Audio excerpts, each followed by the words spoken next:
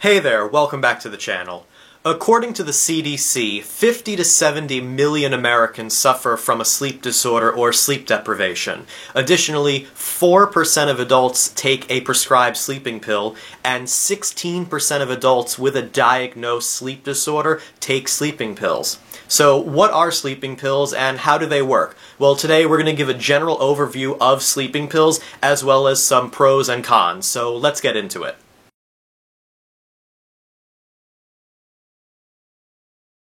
Hey everyone, my name is Matthew, and welcome to Calm Insomniac, where we're a community of people trying to get a better night's sleep. If you're new here, please like, subscribe, and hit the bell icon for notifications.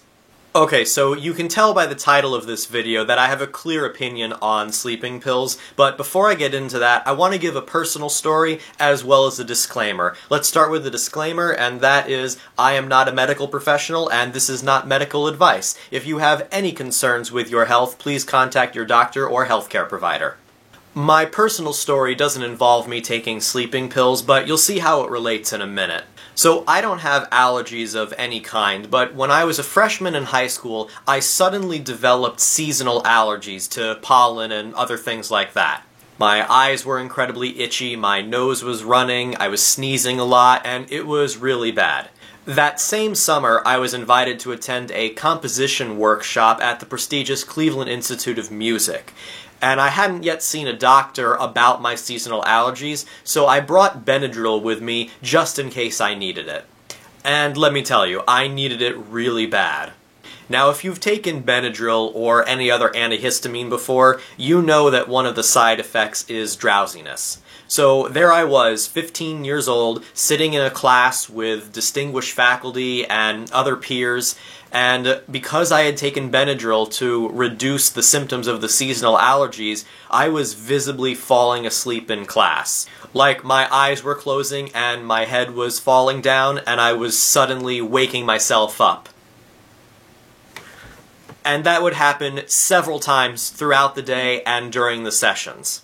At this point, I didn't have sleeping problems, but falling asleep against my will really scared me. I didn't like not having control over when I was awake and when I would fall asleep. After a week of this program and falling asleep constantly, I decided to stop taking Benadryl. I've never taken Benadryl since, or any other antihistamine. Benadryl is not a sleeping pill, though it can be used as an alternative, but this experience alone scared me from wanting to ever take a sleeping pill of any kind. That's just my own opinion. I've never been consulted about this by a doctor, I've never been prescribed a sleeping pill, and I've also chosen to not take any natural supplements such as melatonin. But what exactly are sleeping pills? Sleeping pills is a generic term for any prescription or over-the-counter medication, as well as herbal and natural supplements that increase drowsiness and promote relaxation. Sleeping pills are a class of drug known as benzodiazepines. Benzodiazepines, which can also be hypnotics and sedatives, cause your brain and central nervous system to slow down some of their functions, particularly in the areas of emotion, memory, and some basic functions. They do this by increasing a brain chemical known as GABA, or gamma-aminobutyric acid. It's for these reasons that some sleeping pills can also be used to help people with seizures, general nervousness, and anxiety. But for sleeping purposes, it's clear that by reducing our body's internal activity, we can promote relaxation, and relaxation equals sleep. If you speak to your doctor about your sleeping issues, it's very likely that they will initially not prescribe a sleeping pill. It's much better to promote sleep through natural relaxation methods, such as avoiding caffeine, avoiding naps in the late afternoon, doing relaxing activities before bed, such as reading or yoga, and also making sure that your environment is ideal for sleep, such as it's cool and very dark. Sleeping pills often aren't initially prescribed because we want to avoid developing any sort of dependence on a pill or a drug, but we'll talk about that more in a second. If natural relaxation methods and lifestyle changes aren't enough to promote or improve your sleep, a prescription may be prescribed. However, it will be for the smallest dose possible for the shortest amount of time possible. This is to make sure that your body doesn't have any negative side effects or reactions to the pill, as well as to make sure that you don't develop a dependence on the drug like I previously mentioned. Also note that your doctor will want you to continue using natural relaxation methods alongside with the prescription. So that's a little bit about how sleeping pills work, and the benefits are pretty self-explanatory. But now let's move over to some of the cons of sleeping pills. The first potential con is prolonged drowsiness. This drowsiness can continue on into the next morning after you wake up. Having prolonged drowsiness can create other potential negative side effects such as trouble with your job performance or just being able to stay awake, as well as something potentially dangerous like falling asleep while driving. If you remember my story about Benadryl and falling asleep uncontrollably, that's why I don't want to take a sleeping pill, because I do not want to be so drowsy that I have no control over when I fall asleep. The next possible con to taking sleeping pills is oversleeping. Now, you're probably thinking that that sounds amazing, especially if you're someone like me who doesn't get enough sleep, and who in general doesn't like getting a little more sleep. But oversleeping can be a problem. As the saying goes, too much of a good thing. Oversleeping can have real-world consequences, such as missing class or being late for your job. And when you oversleep and your day starts from behind, this can increase your blood pressure and your anxiety, which will prevent you from falling asleep the next night. As well as being late to things just doesn't make us feel good in general. Another con, which I've already mentioned a few times, is the possibility of developing a dependence on the drug. Now, I know it might seem far-fetched to a lot of people, but think about it.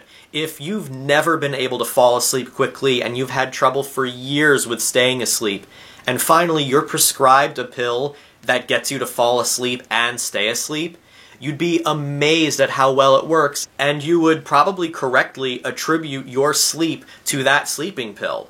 It wouldn't be that far of a stretch to think that you would want to continue taking that pill because you know that it's the reason you sleep. Or think about this. You take the pill for your prescribed 2 weeks or 4 weeks, and then you stop, and you all of a sudden don't have a good night's sleep.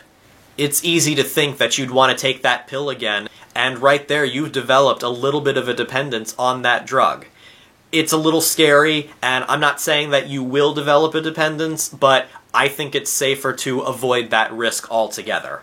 I realize that this is highly exaggerated and oversimplified, but keep in mind that an estimated 42,000 Americans are addicted to and/or abuse sleeping pills. Also, consider just how many people are dependent on caffeine in the morning. And finally, with long-term use, there are some potential long-lasting side effects such as memory and cognitive issues.